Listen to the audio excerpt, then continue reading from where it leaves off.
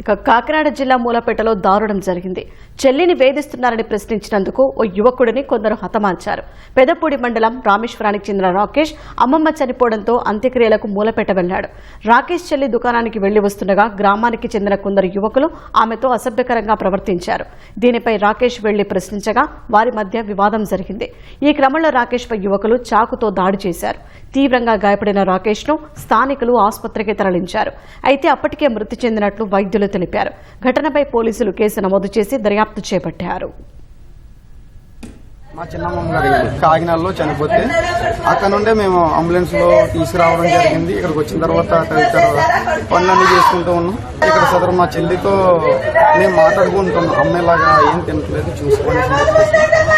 తన విషయంలో ఇతను వ్యక్తిత్వం కలుగజేసుకుని మాట్లాడడం వల్ల ఎందుకు వచ్చింది మా చెల్లి నేను చెప్పుకున్నాను అని చెప్పేసి అతను జరిగింది. ఇతను మొత్తం గ్రామస్తులతోటి యవనస్తులతోటి యూత్ ఉంటారు కదా, వాళ్ళతో గంజాయి కొట్టిన బ్యాచ్.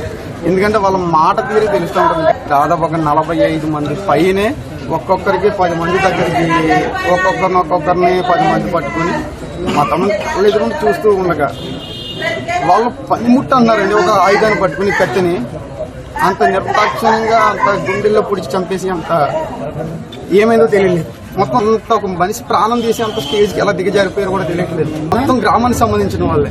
ఒక మనిషిని నిలువెత్తున కత్తులతో పొడి చంపేయడమా, అది మా ఫ్యామిలీ విషయంలో మాట్లాడుకోవడం వల్ల.